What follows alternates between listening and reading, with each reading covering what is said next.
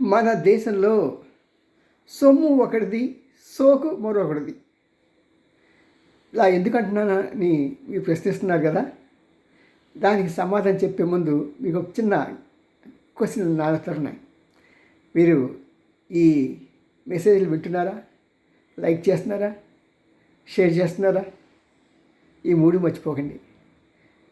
ఎందుకంటే ఇలాగ ధైర్యంగా చెప్పేవాళ్ళు, అంతేకాకుండా అనలిటికల్గా చేసేవారు తెలుగు రాష్ట్రంలో చాలా తక్కువ మంది ఉన్నట్టు నాకు అభిప్రాయం. ఏదో ఒక పార్టీకి ఏదో ఒక నెత్తి మీద పెట్టుకొని చేసేది ఎక్కువగా ఉంది. మీరు చూసే ఉంటారు. అటుపక్క చంద్రబాబుని తిడుతూ ఉంటాం, ఇటుపక్క జగన్ బాబు తిడుతూ ఉంటాం. ఒకప్పుడు చంద్రబాబుని పొగుడుతూ ఉంటాం, జగన్ బాబుని పొగుడుతూ ఉంటాం. ఎవరికి కొమ్ము కాసే స్టేజ్ లేదండి. కాబట్టి స్పష్టంగా ఉన్నది ఉన్నట్టుగా మాట్లాడతాను. ఎందుకంటే నాకే సంపాదన చేసుకొని అది కొనియాలి, ఇది కొనియాలి అని చెప్పి అన్న ఉద్దేశం నాకు లేదు. సరే, దీంట్లోకి వద్దాం.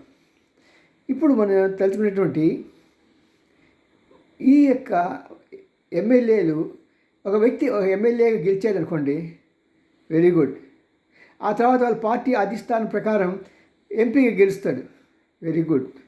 తర్వాత 5 సంవత్సరాల కాలం అయిపోయిన తర్వాత ఈ వ్యక్తికి, ఒకే వ్యక్తి 2 పోస్టులకి, అంటే ఎమ్మెల్యేగా గెలిచాడు, తర్వాత ఎంపీగా గెలిచాడు కాబట్టి 2 వాళ్ళ పెన్షన్స్ వస్తూ ఉంటాయి. చాలా అన్యాయం కదా, ఒకే వ్యక్తికి 2 పెన్షన్స్. ఇది ఎక్కడ చూస్తామంటే మన స్కూల్ టీచర్లలో, ఆ టీచర్లో సపోజ్ భర్త చనిపోయాడు అనుకోండి, రిటైర్ అయిన తర్వాత ఆయన పెన్షను ఈవిడ గారికి వస్తుంది, ఈవిడ ఎంప్లాయే.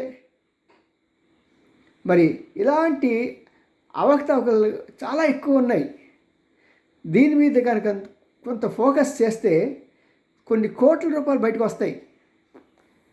ఒక్క ఫంక్షన్ సరిపోతుందండి ఎవరికైనా సరే. అందరూ ముసలి ఏం తింటారు, ఏం చేస్తారు? ఇంట్లో కూర్చోవడం, మా హాటి ఏసీ వేసుకోవడం, టీవీ పెట్టుకోవటం. దానికి ఖర్చే ఉంటుంది. ఒక్కొక్కరికి 70,000 రూపాయలు మినిమం ఇవి వస్తున్నాయి, పెన్షన్స్ వస్తున్నాయి.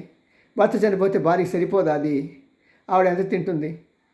కాబట్టి ఇవన్నీ ఆలోచించండి. ప్రజాధనం ఇలా దుర్వినియోగం అవటం మంచిది కాదు. అదొక పెద్ద సునామీలాగా ఉద్యమం బయలుదేరుతుంది. మరి అంతవరకు కాకుండా రానియకుండా చేయాలని ప్రభుత్వాన్ని నేను కోరుకుంటున్నాను. మరి ఇది త్వరలో సానుకూలపరుస్తారు అని నేను భావిస్తూ సెలవు తీసుకుంటున్నాను. మీ N Ramji, senior journalist, Gudiganta TV9. Bye.